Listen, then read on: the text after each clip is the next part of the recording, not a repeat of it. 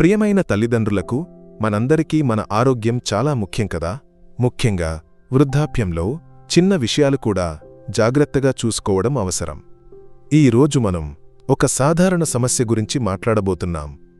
రక్తంలో చక్కెర స్థాయి పెరగడం అంటే హై బ్లడ్ షుగర్. ఇది కొన్నిసార్లు మధుమేహం యొక్క లక్షణం కావచ్చు. కానీ ఇది ఎందుకు వస్తుంది, దీన్ని ఎలా గుర్తించాలి, ఏమి జాగ్రత్తలు తీసుకోవాలి అని స్నేహితుడిలా సరళంగా మాట్లాడుకుందాం. మన శరీరం ఒక అద్భుతం కదా. అది ఎప్పుడూ మనతో ఏదో చెప్పడానికి ప్రయత్నిస్తుంది. రక్తంలో చక్కెర స్థాయి ఎక్కువగా ఉంటే శరీరం కొన్ని సూచనలు ఇస్తుంది. ఈ సూచనలను మనం గమనిస్తే ముందుగానే విషయాలను నిర్వహించవచ్చు. అయితే ఆ సూచనలు ఏమిటి? మొదటి విషయం, మనం తరచూ మూత్ర విసర్జనకు వెళ్తున్నామా అని గమనించాలి. ముఖ్యంగా రాత్రిళ్లు లేచి వెళ్లాల్సి వస్తోందా? చాలా నీళ్లు తాగితే అది సహజం. కానీ అలా కాకుండా ఇలా జరుగుతుంటే రక్తంలో చక్కెర స్థాయి ఎక్కువగా ఉండవచ్చు.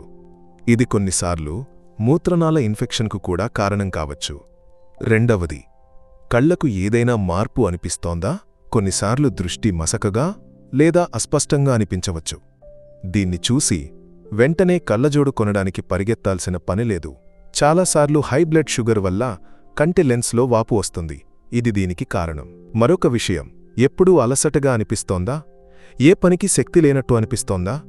శరీరానికి అవసరమైన శక్తి అందకపోతే ఈ అలసట వస్తుంది.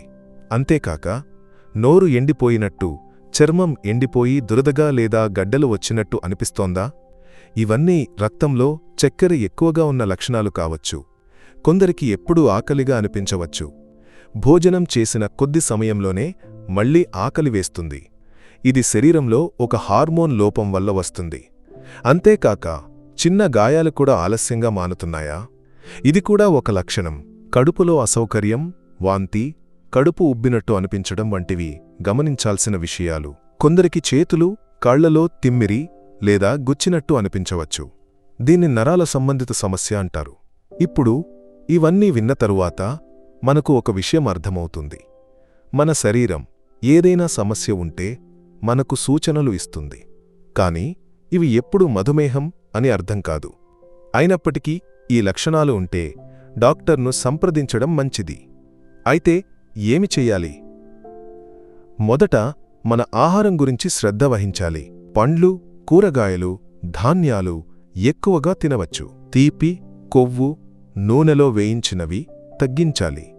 ప్రతిరోజూ కొంత సమయం నడవడం, శరీరాన్ని కదిలించడం చెయ్యాలి. నీళ్లు ఎక్కువగా తాగాలి.